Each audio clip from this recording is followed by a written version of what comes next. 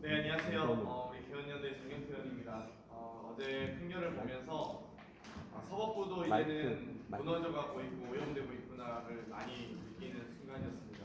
정말 말도 안 되는 이런 판결을 보면서 동의하기는 어려우셨을 거라고 생각합니다. 많은 또 의원님들께서 사전에 또 Q&A 시간에 사전에 발제하시면서 말씀하셨기 때문에 제가 구체적 내용에 대해서는 다 일일이 거론하지는 않겠지만 이 기억과 표현 또 느낌을 가지고 유죄를 선고할 수 있는 나라.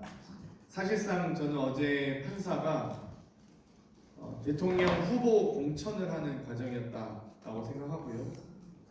자유로운 선거 운동 또 민주주의의 아주 중요한 과정인 선거를 크게 제한하고 제약한 판결이었다. 민주주의를 해친 판결이다라고 보고 정말 그 판결의 후폭풍이 얼마나 큰지를 알았을 텐데 사실상 국회 원내 제1당을 해산에 준하는 강력한 여파가 있는 국민의 선택권을 크게 제한하고 박탈한 재판이었다고 생각합니다. 정말 너무 분노하지만 넘어가도록 하겠습니다. 이 정도.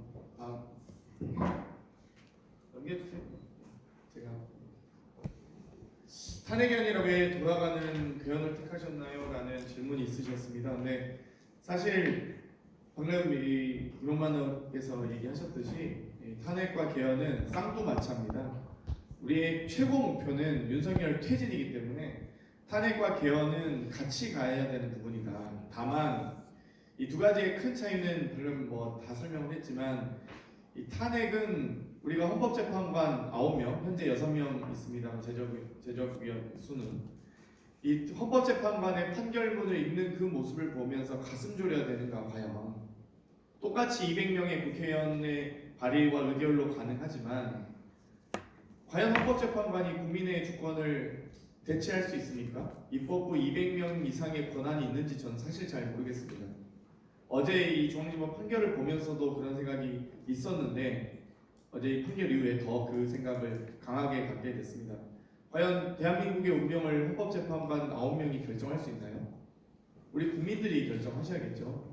그래서 개헌과 탄핵은 선택의 문제이거나 어떤 대체하거나 이런 부분이 아니라 같이 추진해야 된다. 다만 헌법재판관에게 모든 걸 맡길 수가 없다. 또 대통령 선거일까지도 헌법재판관이 언제 선고를 하느냐에 따라서 그걸 우리가 왜 믿고 기다려야 합니까?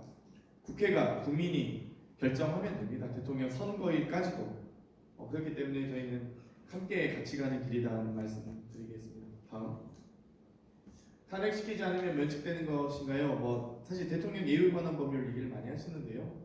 예우 또한 여러 가지 형사 재판에서 어찌됐건 지금 불소추특권을 악용하고 있는 윤석열 대통령이기 때문에 빠르게 퇴진시키면 어떤 특검이든 어떤 이 형사소추를 통해서도 저는 다 이 죗값을 모를 수 있다고 생각합니다. 그렇기 때문에 대통령 직에서 물러나게 하는 것이 가장 이 급선무다라고 생각하고요. 면책되는 것이 아닌 그러니까 예우가 박탈되는 것을 제외하고는 모든 처벌은 윤석열 대통령에게 물을 수 있다라는 점 말씀드리겠습니다. 처벌되면 예우가 박탈됩니다. 당연하죠. 네. 우리가 이명박, 박근혜 탄핵이었지만 전두환, 노태우가 탄핵돼서 예우가 박탈된 게 아니잖아요. 우리가 전두환 씨, 노태우 씨라고 하는 이유는 처벌받았기 때문이죠. 네. 다음. 개헌을 하려면 여당이 협조해줘야 되지 않나요? 사실 탄핵도 마찬가지입니다. 탄핵도 마찬가지 이 여당의 8명 이탈이 있어야 되는데 개헌도 그렇지만 다만 조금이라도 나은 점이 있다면 저는 탄핵과 개헌은 탄핵은 징계 절차라면 개헌은 입법 절차라는 점입니다. 그렇기 때문에 국민의힘에서도 탄핵 협상을 하긴 어려울 거라 생각합니다. 트라우마도 있고 지지. 하지만 개헌 협상은 가능하거든요. 국민들이 이렇게 원하고 낮은 지지율의 이 대통령의 퇴진을 많은 국민들이 원한다면 국민의힘도 정당이기 때문에 결국 대통령 임기와 관련된 논의는 할 수밖에 없다. 국민의 여론과 이 분노를 어떻게 반영시킬지를 고민할 수밖에 없다고 봅니다. 그렇기 때문에 훨씬 더 용이하다고 보고요. 이 과정에서 사실 그런 얘기도 하세요. 탄핵은 무기명이기 때문에 몰래 투표하지 않을까? 국민의힘이? 개헌은 기명이니까 그거 이름 올리기 어렵지 않을까라고 생각할 수 있지만 사실 저는 김건희 특검법과 이 최혜병 특검법 관련돼서 제2표결도 무기명입니다. 그런데도 불구하고 어쨌든 4명이 이탈표만 나오고 있기 때문에 저는 그게 바로 밑이라고 보고요. 최혜병 특검법도 김건희 특검법도 통과하지 못하는 제2표결을 통과하지 못한다면 탄핵 표결도 저는 통과하기 어렵다고 봅니다. 그렇기 때문에 만약 두 특검법이 통과된다면 저는 뭐 사실 오히려 탄핵과 개헌이 필요 없을 정도로 빠르게 특검이 수사해서 빠르게 처벌하고 퇴진으로 이어갈 수 있다고 보고요. 사실 그렇게 된다면 특검법은 당연히 저희 우선순위고 200석이 넘어서 제2표결까지 통과된다면 당연히 그건 뭐 처벌 수순으로 가야 된다고 보고요. 그 이후에 탄핵과 개헌도 가능한 범위 내에서는 빠르게 저는 추진할 수 있다고 봅니다.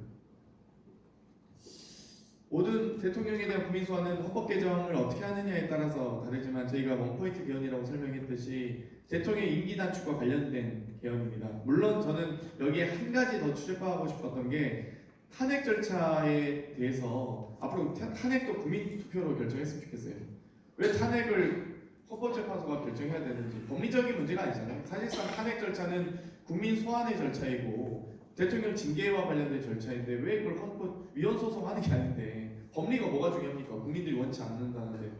근데 아무튼 저는 그 절차는 또 넣고 싶긴 하지만 어찌됐건 대통령 임기 단축에 관련된 조항이지 나머지 다른 논의는 지금 현재 하고 있지 않고 사실 대통령 퇴진만을 목표로 하고 있다는 점 말씀드리고요. 뭐 가능하다면 다른 논의도 있겠죠. 근데 다만 이 논의가 확대되는 것 그리고 이 논의에 대해서 이 백가쟁명식의 여러 논의들이 사실 대통령 퇴진을 흐릴지 않을까라는 우려가 있기 때문에 저희는 임기 단축에만 목표로 하고 있고 국민 소환 다른 뭐 임기 현직 대통령에 대한 임기 단축이기 때문에 다음 대통령에 대한 임기 단축이거나 뭐 그런 논의는 아닙니다. 오해가 없으셨으면 좋겠습니다. 이번 개헌으로 다음 대통령 임기 없이 이런 부분을 방금 염두에 말씀드린 건데요. 물론 이제 4년 중임제 개헌을 하느냐 안 하느냐도 개헌 논의에 포함될 수도 있겠지만 또 5년 단임제냐 4년 중임제냐를 가지고 논의할 수 있거든요. 저희 내각제는 아예 산정하고 있지도 않고 저는 대통령제주의자이기 때문에 뭐 그런 논의를 할 필요 없다고 보는데 4년 중임제를 하고 싶은 마음은 있긴 합니다. 노무현 대통령께서도 그때는 4년 연임제였지만 원포인트 개헌하는 데서 하지만 이 3년이냐 5년이냐 대통령 임기와 이제 총선 임기를 국회의원 임기를 보통 중간평가식으로 교차해서 하게 되거든요. 2년마다.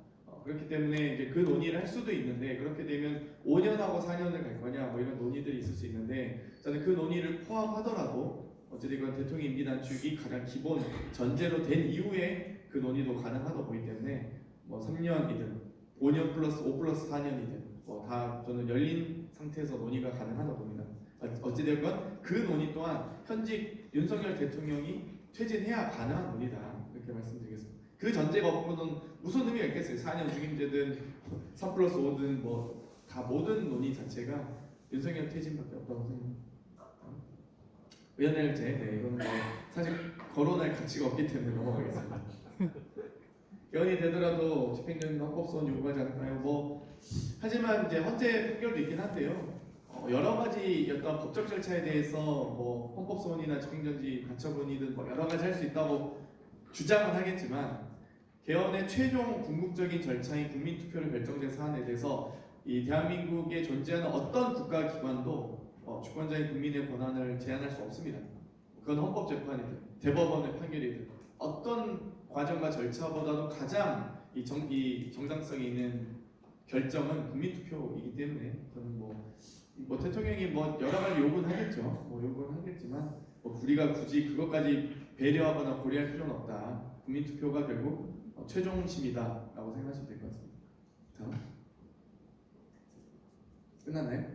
네, 제가 좀 이미 다 앞에서 좋은 설명 많이 해주셔서 특별히 뭐 구체적으로 말씀드릴 게 없었지만 어찌되었건 정말 저는 진짜 4.19나 5.18, 6월 항쟁과 마찬가지로 오늘의 집회도 제 지인들한테 연락이 오기 시작했어요. 정말 정치에 무관심한 혹은 정말 먹고 살기 입에 풀칠하기 바빠서 힘들었던 친구들이 정말 어제 밤늦게까지 뭐 소상공인이라서 늦게까지 영업을 하고 너무 피곤한데도 불구하고 몸을 들고 집회 나와야겠다. 도저히 못 있겠다. 지금 분노가 촉발하고 있는데 저는 이 오늘의 분노 그리고 25일 판결도 보고 그 다음 아마 11월 30일 정도에는 저는 국민 정말 11월 30일 항쟁이라고 여겨질 정도로 저는 아주 큰 국민적 분노가 다가오고 있다고 생각합니다. 여기 계신 분들께서 흔들리지 마시고 사실 저희가 서슬프런 이명박 박근혜 시대도 버티고 견뎌서 정권도 교체하고 물론 김대중 정권이 정말 50년 만에 첫 민주적인 수평적 정권 교체를 맞이한 위대한 국민이지만 안 될 것 같았던 대통령 탄핵도 하고 정권 교체 다 이룬 국민입니다. 그렇기 때문에 저는 윤석열 정권 얼마 안 남았다고 생각하고요. 우리가 얼만큼 빠르게 이 정권을 종식시키느냐가 더 중요하다고 생각합니다. 함께 윤석열 퇴진시킵시다. 감사합니다. 네, 기획 수립 위원회 관련해서